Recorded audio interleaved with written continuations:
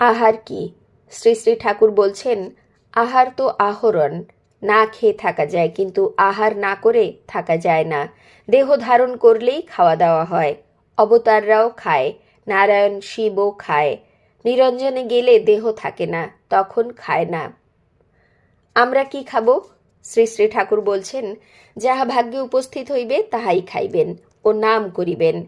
স্বাদের জন্য খাইতে নাই। স্বাদ আসক্তিবর্ধক।